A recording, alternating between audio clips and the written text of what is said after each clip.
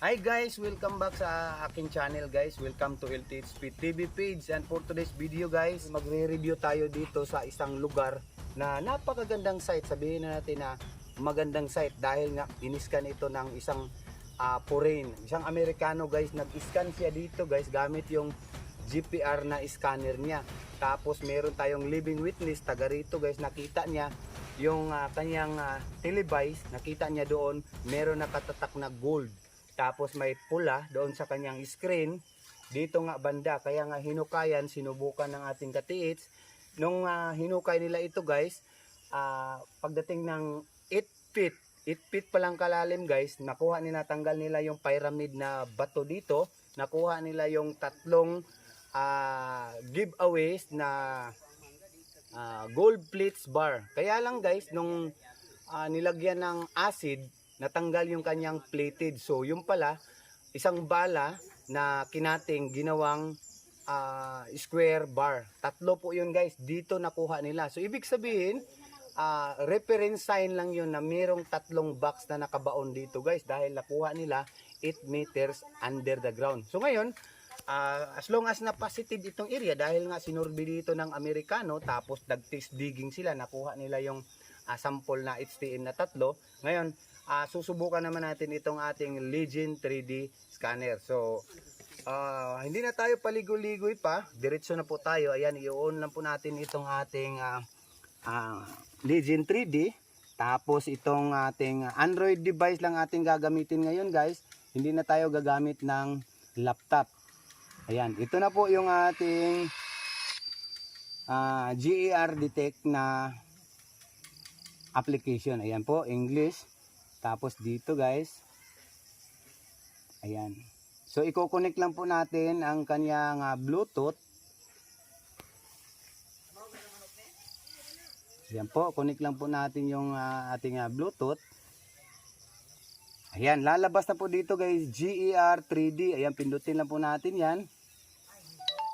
Pagkatapos, connect lang natin, password niya 1, 2, 3, 4 pair. Ayan, nakapiring na po siya. So, balik na po tayo dito sa application ng GER Detect. Ayan po. Ayan, nag-check na siya. So, connected na siya. So, start na tayo guys. So, gawin natin itong direction niya ay gawin nating lines, hindi yung parallel. Tapos, number of lines, number 10. Yan. Tapos, dito naman sa kabila, yung kanyang number of step, gawin nating 10 din. Standard po ito guys na 10. Ayan. So, i-allow lang po natin yung ating Bluetooth connection dito sa ating 3D. Ayan. Okay na po siya guys. Ready na po tayong mag-scan. So, panoorin nyo lang dyan guys.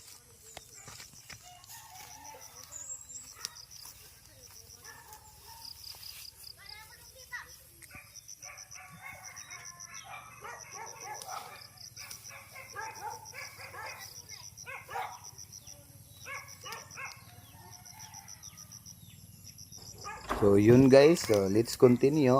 Magnanarit na lang ako dahil hindi ako nagsasalita dyan sa pag-scan ko na guys.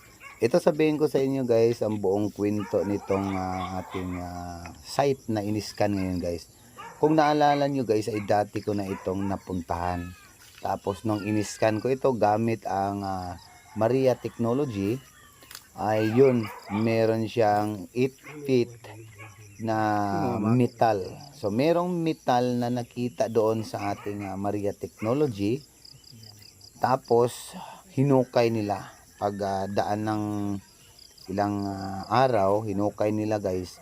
So yun nga, nasabi ko na kanina na meron silang nakuha dito. So dahil po sa Maria Technology, may nakita tayong bakal. Sabi ko sa kanila, baka isa itong bomba o di kaya HTM na bakal. So, yun nga, hinukay nila guys, meron sila nakuhang tatlong plates bar. So, gold plated po siya guys. Pero yung gold plated na yun guys, nagtataka yung may-ari dahil manipis siya. So, sabi ko, hindi yan ginto. Sabi ko, decoy yan. So, yun nga, nilagyan nila ng asido, naging tanso po siya. So, yun pala, bala siya ng something bullet siya, tapos kinating siya, tapos nakapurmang ano siya, bar na maliliit. So yun nga guys, sabi ko sa kanila, yun ang HTM o yung hidden trail marker. Kaya huminto sila sa paghukay guys. Ayon naman sa kwento ko kanina guys, na dito iniskan ng isang Amerikano guys. Nung iniskan kasi niya itong lugar na ito, nakita ng Amerikano na malalim, kaya hindi niya tinuloy ang paghuhukay guys. Wala na man pero natanaw lang nila. Ato ni paluahon sa okay pa. Ayaw, okay.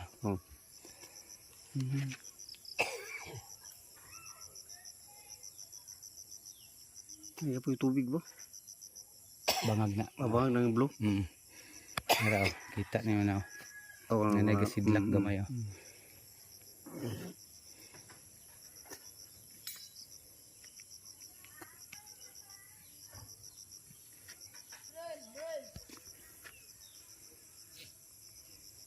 Makita deh. Kita.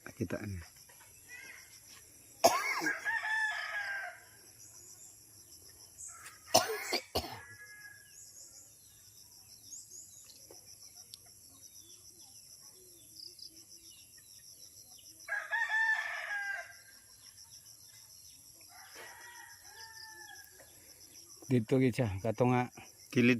Bato. Tungod anang bato. Kani gid siya, mo gid siya ang item niya. Ano ibabaw sa kawayan ha? Oh. Di ka ng bato ba nga kanang mabangag. Sa diri sa 3D. So yan guys, kita yung resulta guys. Di niya. Kinira siya oh. Ano siya? Muna siya. So sakto gid ito nga diha to na kuha tong tulo ka plates bar lo. Diya gitu. Diha ito dapit no. Diya gitu. Diha ka nakapalawom gud. Udah naman to. Kani nga posisyon diri. Kana dapita. Mo gini siya, mora may taas kay og Kadupa ba ang kalot? Pitong siya to it. mora ni siya taas kay og kuan, taas kay og signal. So ang iyang sukod sa kaning item nung nara makita siya 18.52 meters. Law mo eh. Oh, 18.52 meters. Insakto tong ko ni kuan ba? Law mo kayo ba? Oh, unsa may giingon natong Amerikano? Law mo lagi ko no. Lawom kayo yang scanner, GPS ganit, GPR ga ito yang gamit. Lagi kay junjun lagi kay 18.52 meters. Tik law mo ba? Nya, direct siya, direct kuan. Todo sinking na siya. Dito yo man na gud nila kay naman na ilagusan dito sa falls. Boss.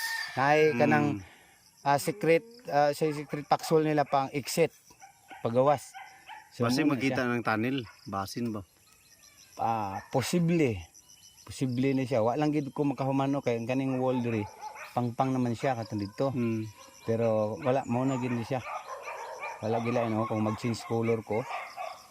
Oo, sa pag mag-change color mo rong gyapon. Gamay kay siya. Mo ni siya original nga footage. Wala ingon nga tanawa. Nay nagpula no. Gamay kayo. Nakita ano kay tudlo no. Gamay kay tanan. Gamay kay nga nagpula.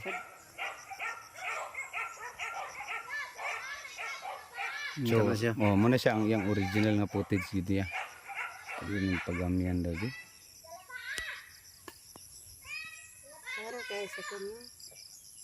Nakita gid siya eh. Sina ang may kuan din niya. Maragid Ang kalalong ba? 18 bantog ra tong Amerikano nga di siya mo dayon og kalot. Kilom kayo. Siya 18 ka Di metros. katong pagkuan nila ni kuan ba katuran ba? Atong iyang uban din nga nagkuan siya. 18 metros, grabe. Lalom na lagi kuno, lalom. Pero motuog ko. Kanang yan kalawom? 18. Wapa na napatay ba? Wala.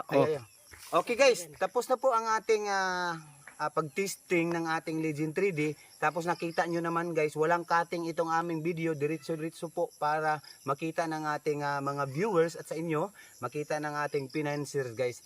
Pero ito, may financier na. Gusto lang niyang ipasurvey para po maliwanag po. Kasi nga pinuntahan ito dati ng Amerikano.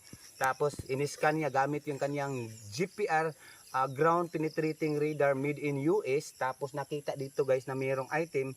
Tapos nung umalis na yung Amerikano guys, ang may-ari ng lupa dito kasama yung mga kaibigan niya, tinisdig nila, hinukay nila, 3 bars po ang nakuha dito guys, na maliliit at maninipis na mga ginto. Tapos yun, yung natanggal na yun guys, sabi ng Amerikano kasi meron pa sa ilalim 3 box na napakalalim. Yun, iniwan niya. Kaya ngayon na-scan ng ating Legion 3D, ayan nga lumabas sa ating screen na 18.52 meters. So malalim nga. So parang kalawang na. surrender tayo dyan sa kalawang.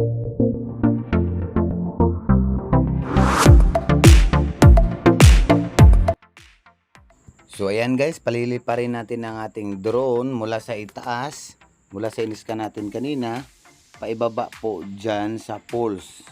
Dahil po guys, sabi ng Amerikano guys, pag tag-init at walang aagos na tubig mula dyan sa taas ng poles, ay tingnan daw namin yung sa ibaba.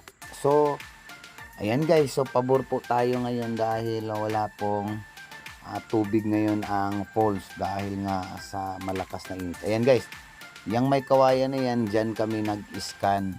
Yan, dyan.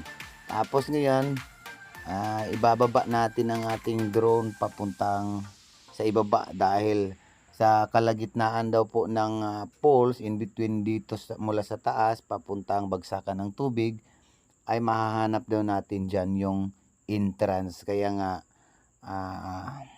maayos ang aming explore ngayon dahil nakita ko nga o ipapakita ko sa inyo yung entrance na cemented, ano talaga siya, cemented yung entrada ng tunnel guys, papunta doon sa iniskan natin. Yun ang sabi ng Hapon dahil nga ay Amerikano guys, dahil meron din po siyang mapa dito guys. Kaya nahirapan lang siyang maghanap dito nung una. May drone naman siya, kaso lang may tubig itong falls. Ayan guys, so ito yung falls guys, dito dadaan yung malaking tubig. Ayan po guys, mapapansin nyo dito guys, ayan, meron siyang layering of soil. Pero ano po yan, binaba po ng katiits natin yan, binaba nila dyan, dalawa silang bumaba.